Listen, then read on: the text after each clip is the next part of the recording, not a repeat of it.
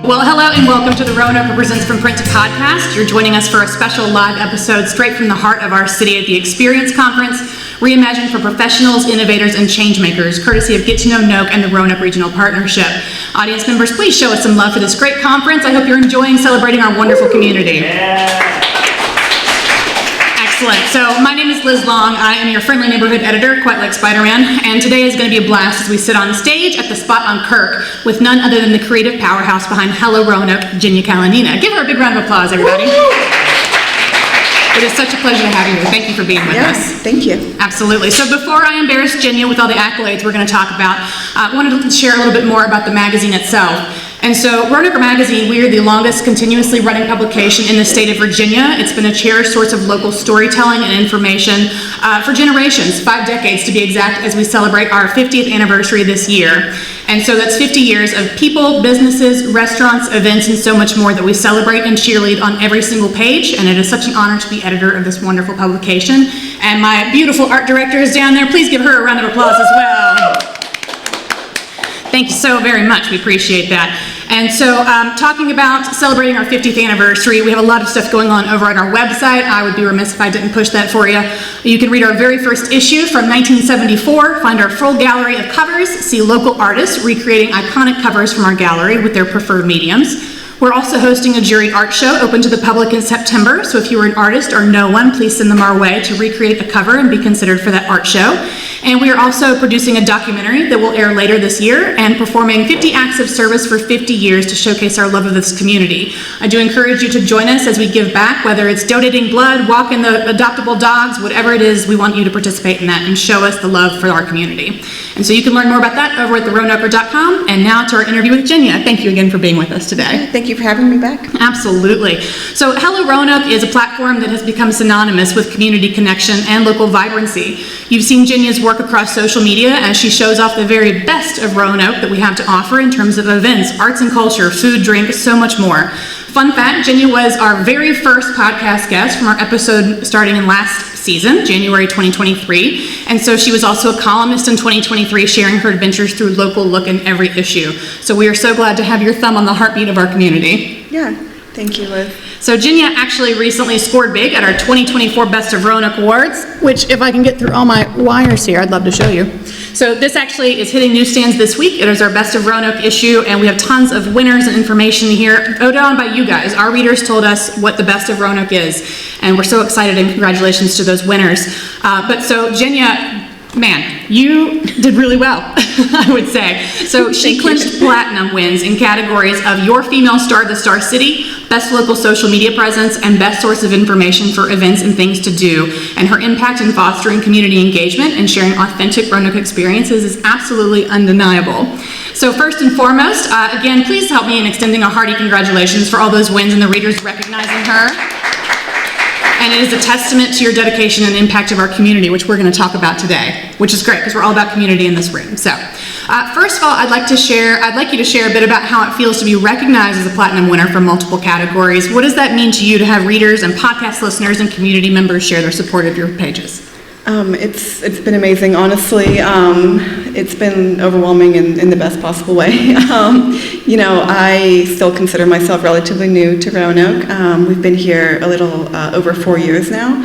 I feel like just to achieve that in such a short amount of time is really cool. But I don't know, the support's just been incredible. And it's really all thanks to social media, which is booming, and it's been really life-changing for me. So I don't even know what else to say. Let's talk about, you're a cornerstone of our community. You're connecting not just newcomers, not people who've been here for a limited amount of time, but also locals like me who have been here. I've been here for 13 years, and you're showing me something new every day, whether it's been here for a while and I'm unaware, or it's brand spanking new and we're excited to try it out. And so I am curious about, you're talking about you are not a local, you're local now, but what inspired you to start Hello Roanoke? Like, how has what kicked that all off to begin with? Yeah, and I think, you mentioned you've been here quite a while. I think a lot of the kind of success behind the page has been me being new here and kind of offering a fresh perspective, because people that live here a while, they, might forget that there's a certain spot here, or might not know about it because they're just used to going to all the same spots. So, or they might have like some kind of bias against the spot or whatever. So I think just coming in with a completely fresh slate was actually really kind of helped me get out and explore it, because I really had never even been here before. But you asked the inspiration behind starting the page. What's that? What did you ask? Oh, sorry. You're talking about, what was the driving force behind it? Was it that you wanted to learn about things that you didn't know about, essentially? Yeah, so we started the page, basically, we did not start it to really grow it, honestly. We just, my fiancé Stan and I, we started it together shortly after we moved here, just as like a personal blog to what we were doing as we were exploring the area. And we were just taking pictures, basically to share like with our friends and family, and definitely did not expect it to pick up really that many followers, let alone thousands of followers. So started kind of like very naturally. And it's really exploded since then. And I'm curious about, what do you think what's your biggest feedback that you get from the page? Gosh, I get honestly DMs and comments every single day about how useful it is to them for, finding what to do, finding where to eat. There's, a lot of restaurants that people have seen but maybe don't know that are good, or just like kind of nervous to visit. But I think them seeing somebody actually go in there and like show it off and makes it like a lot more approachable and really like helps local businesses. So we're getting feedback not only from our locals but also from our businesses that we feature that just rave about how many customers they've picked up. So it's honestly very rewarding and makes me keep going.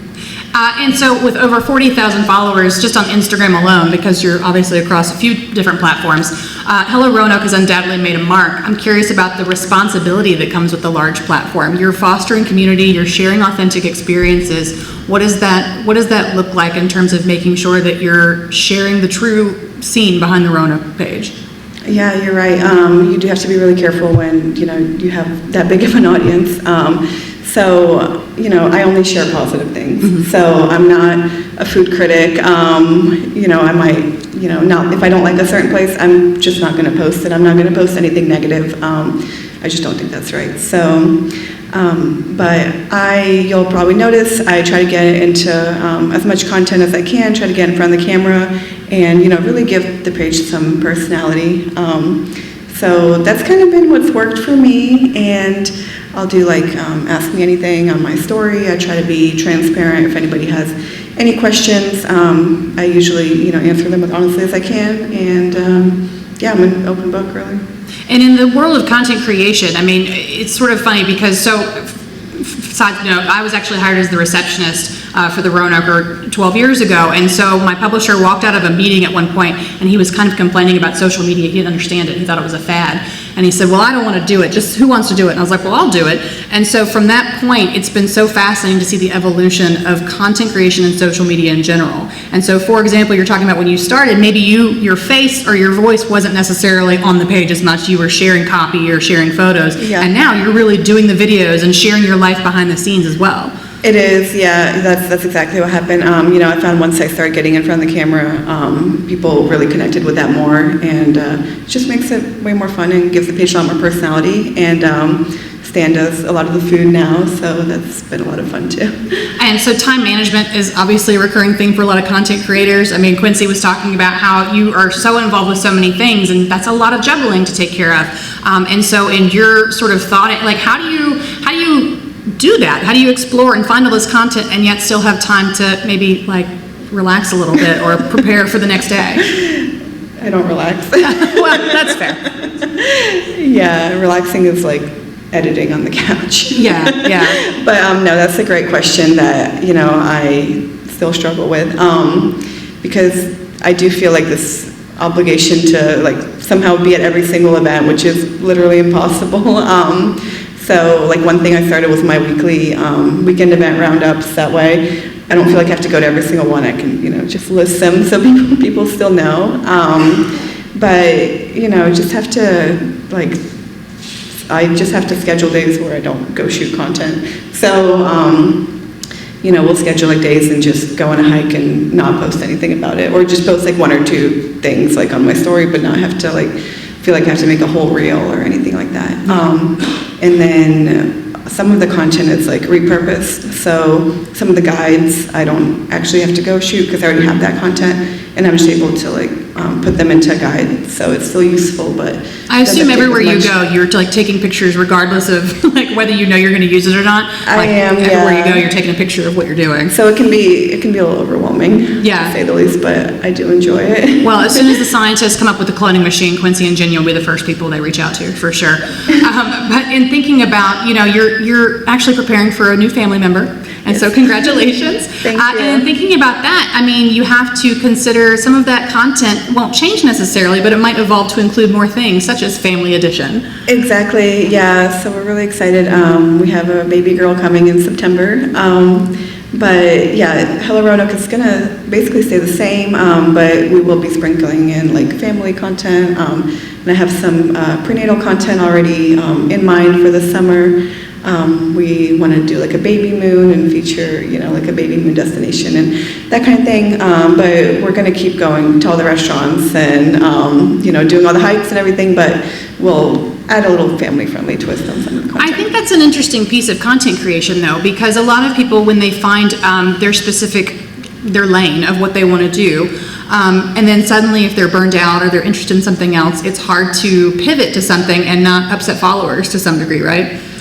Well, yeah, I guess, but I think I've been asked for family-friendly content for years. And I get the and I mean, the thing is, I'm thinking about, so for example, if you're talking about books all the time and then you switch to talk about puppies, like, great for puppies, but I was here for the books kind of thing. Right. Yours is a bit different because it's all about Roanoke, too. It's all going to be Roanoke related no matter what. Yeah, well, that's what we love to hear, so that's good.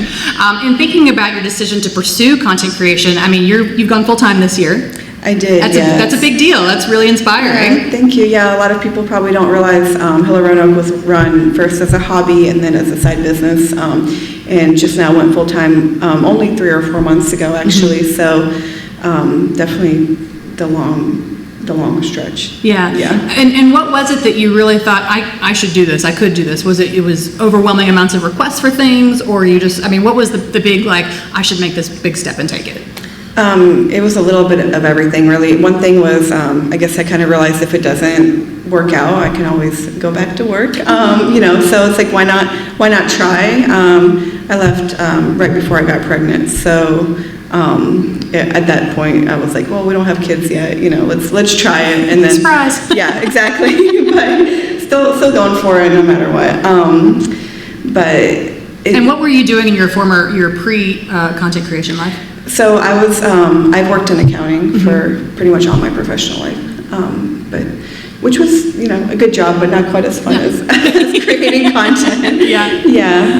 But it's just, lots and lots of requests to feature businesses and a lot of paid advertisers. I had a list that I had literally no time to go shoot and edit and make sure that we were able to get them out and keep the brand authentic. So once I was able to leave my other job and do this full time, I was able to get those advertising partnerships in a way that I was comfortable doing it. Mm-hmm.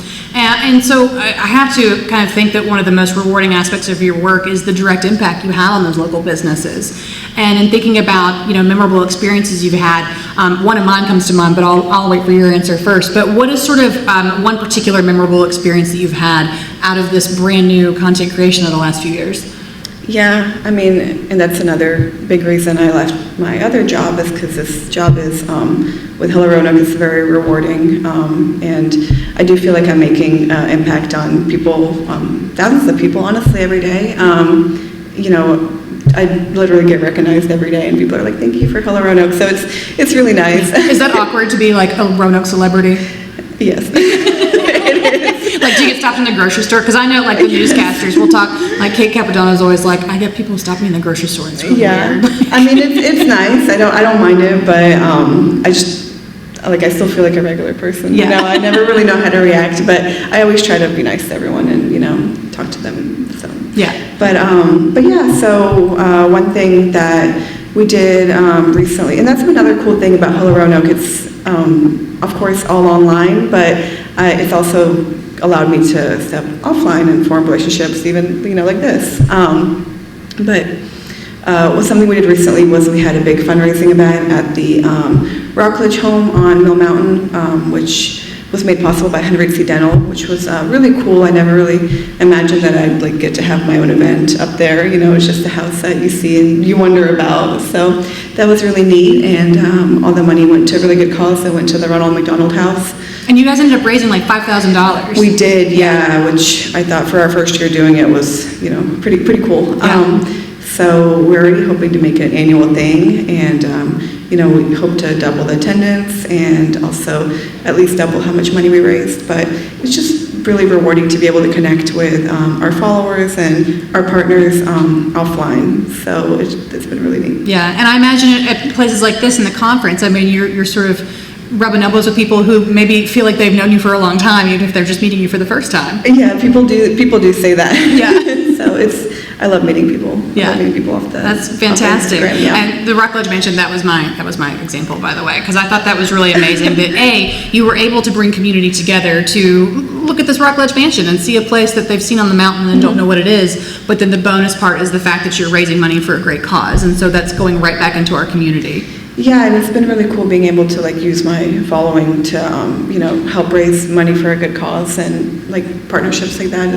It's really neat. Yeah, and I would find, in any of the things that we do at the Roanoke, or particularly for 40 under 40, when we're talking to those people who are included, the first thing people talk about when they talk about Roanoke is the community. And I think that that's something really special, and probably something that you guys have heard a lot about throughout the conference, is the fact that community members, you don't just live here. You participate and you interact and you engage and you support. And I think that's really something that makes Roanoke more special than any other place I've ever lived. Yeah, support's been incredible. Yeah. And so in talking about, you mentioned hiking earlier, and so Roanoke's outdoor beauty is obviously a recurring theme in your content, in addition to so many other things.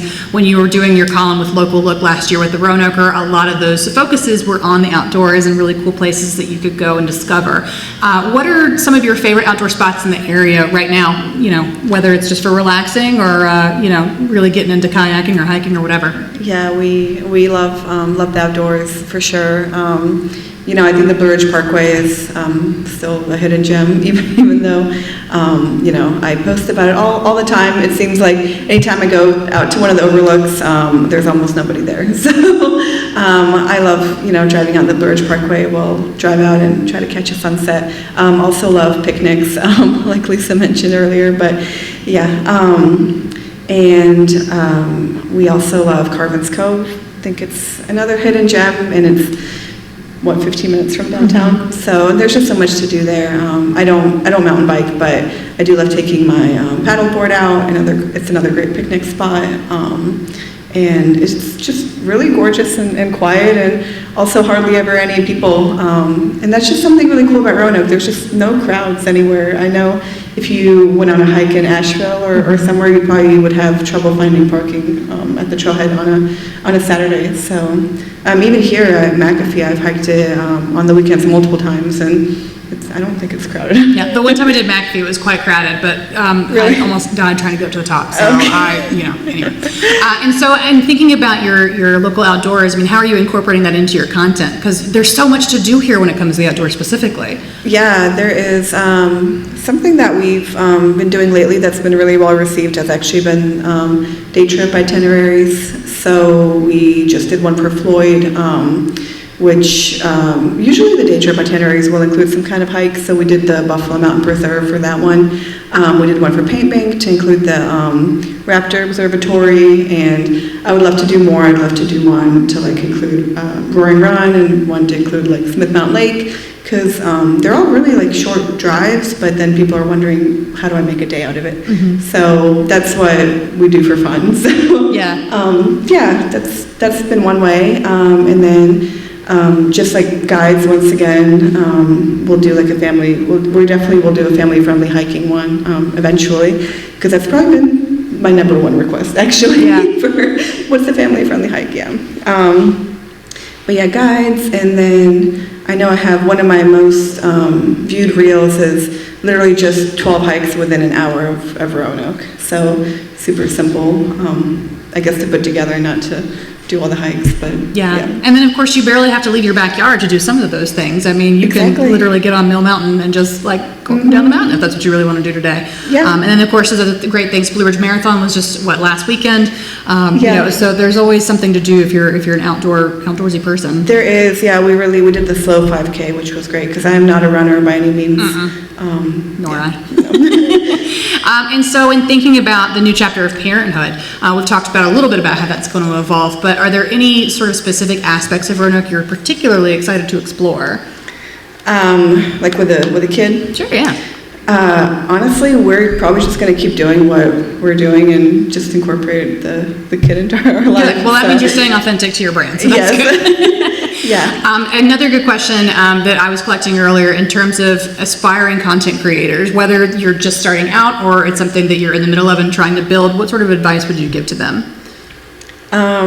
Gosh, I have a lot. I know, it feels like a big loaded question, but just curious about that. You just gotta show up.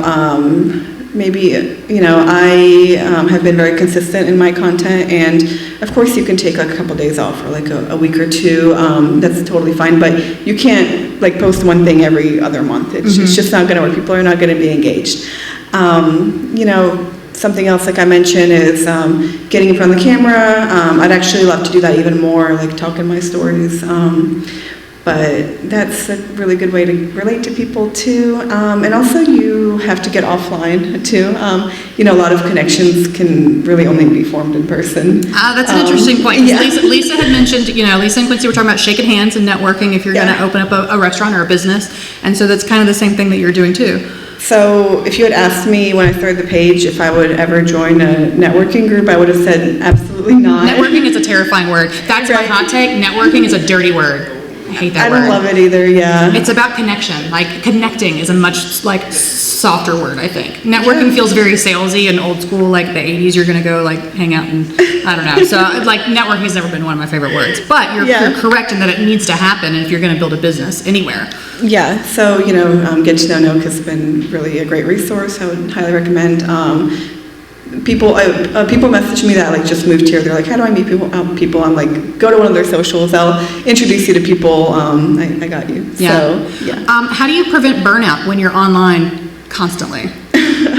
Oh, it's hard. So we're trying to take a trip actually before the baby comes. So I've just had to block off like the last week in May and the first week in June. Just make sure I have everything like scheduled to go out before we go on the trip. Like, just you have to be very intentional and think very far ahead. I think that's a really good point because it's one thing for my job, right? I can shut my computer screen and walk away from it and hopefully not think twice about it in whatever aspect. But when everywhere you go, you feel obligated to take a photo or a video to have it, you know, in your back pocket if it's not something scheduled.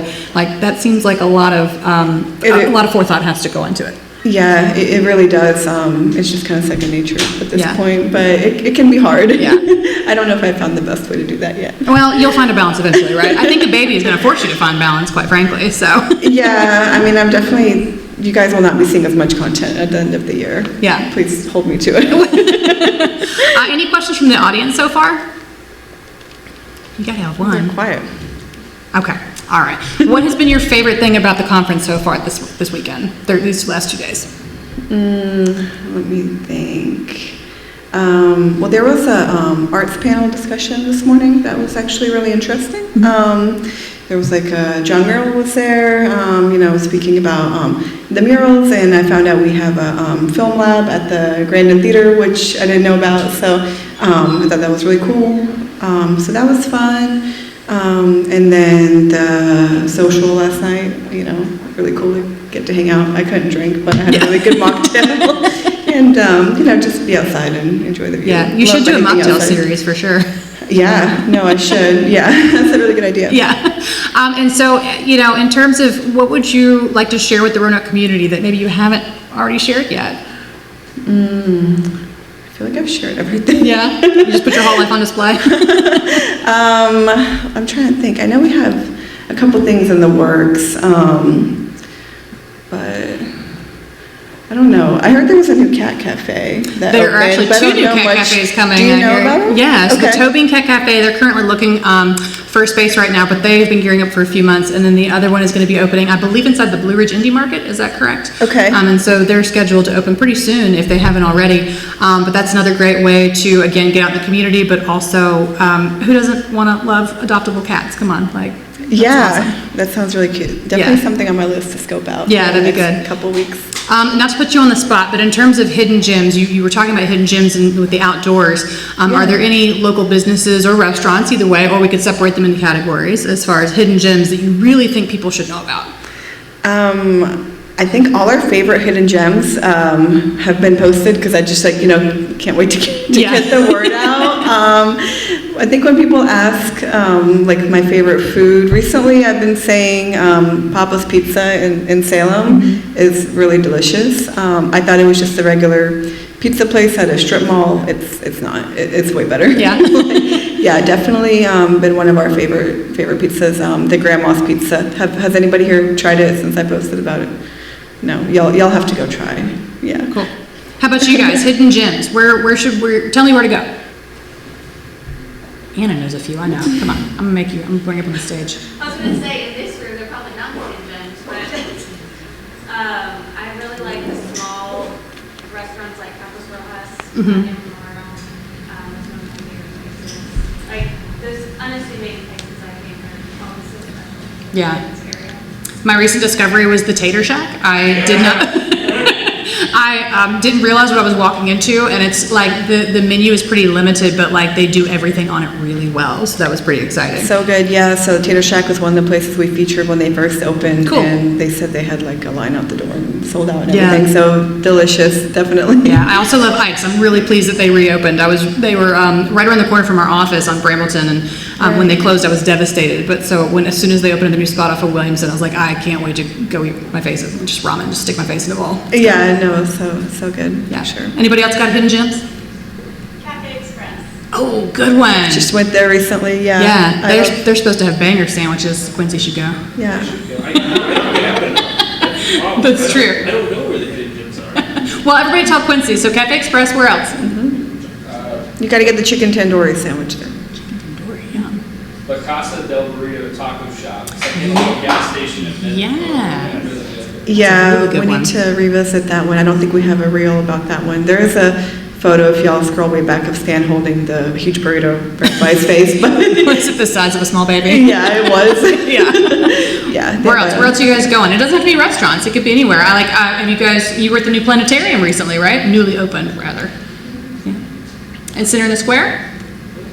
Yeah. Just reopened pretty recently. Go hang out there. It's going to be awesome. Yeah. They did a really cool eclipse viewing, and if I wasn't going to be surrounded by a bunch of middle schoolers that day, I totally wanted to sign up and go.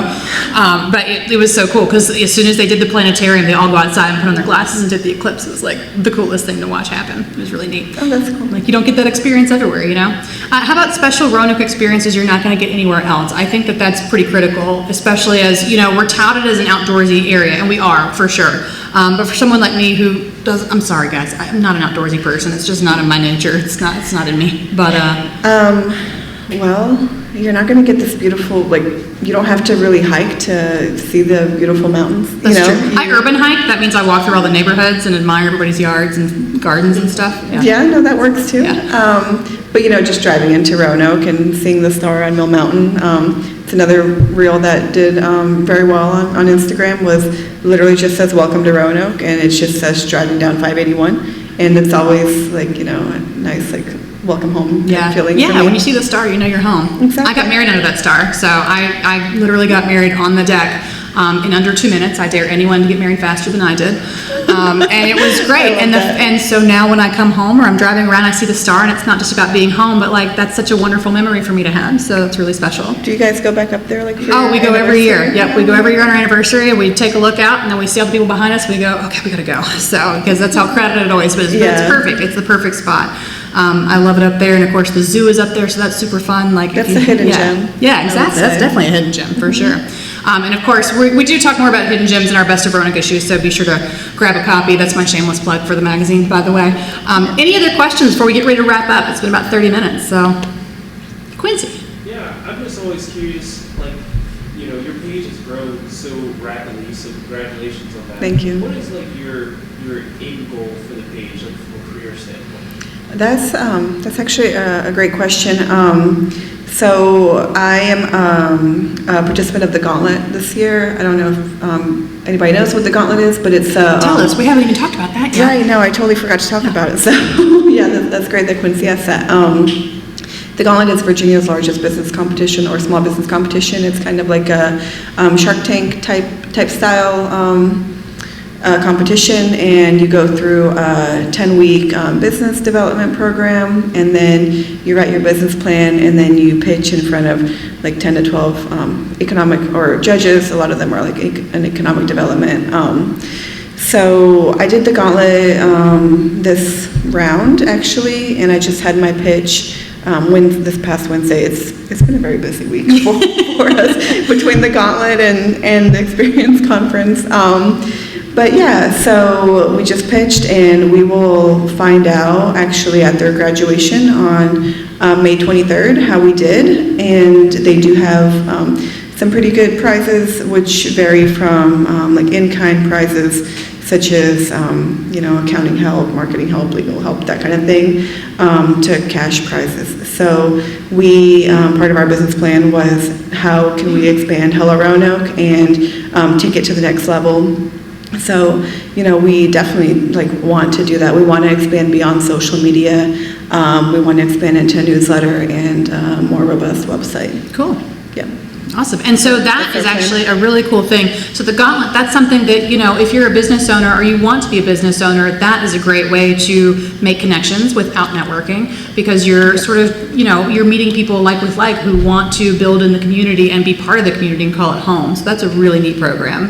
It is, yeah. So they've been going on for, it's their 10th year now. So even if you haven't started a small business, you just have one in mind, or if you have started one, or if you've already been running one like me, it's just for all stages of small business, and you can join the Gauntlet and get the resources that you need. There's been quite a few businesses that you guys probably would recognize that were past participants. I think Farm Brigade did it. The Beaver Dam Sunflower Festival went through it. So. Yeah, there's been a bunch of great businesses that come out of it too. Even if you're not necessarily the first place winner, Exactly. That doesn't mean you can't run your business, right? So you're still having some really amazing businesses come out of that. Will on Wheels was another one. I mean, if I can't get to a lawyer, I'd love for them to come to me. Like after a pandemic, I've learned that if I can get people to come to me, to my house, that's just that much better, because I'm an introvert and I would love to never leave my house. Yeah, they have a big range. Restaurants, of course, come to mind, but not just restaurants. Companies like mine that are just on social media even, or, like you said, mobile, what was it? Wheels on Wheels, which say that 5 times fast, but. Okay, yeah. So yeah, mobile services and all sorts of things. Yeah, cool. Any other questions before we wrap up our live podcast episode? All right. So again, thank you so much to our audience and to Genya Kalinina of Hello Roanoke for being with us today. We appreciate your time and your insights, and we can't wait to see more of what's going to happen on your page and the Gauntlet and all the exciting things coming up. Thank you. Yeah, thanks for your support and everything. Perfect. You've been listening to a bonus episode of From Print to Podcast as we chat with Genya Kalinina of Hello Roanoke live from the spot on Kirk at the Experience Conference Reimagined Professionals, Innovators, and Changemakers, courtesy of Get to Know Noke and the Roanoke Regional Partnership. Don't forget to follow Genya at Hello Roanoke on your favorite social media platforms. We'll also share this special episode over on our website at theroanoker.com, where you can check out more from our latest issue featuring your 2024 Best of winners, and join us in our 50th anniversary celebration and love of local as we rise together in Virginia's Blue Ridge. Thank you very much for being here today. We appreciate it.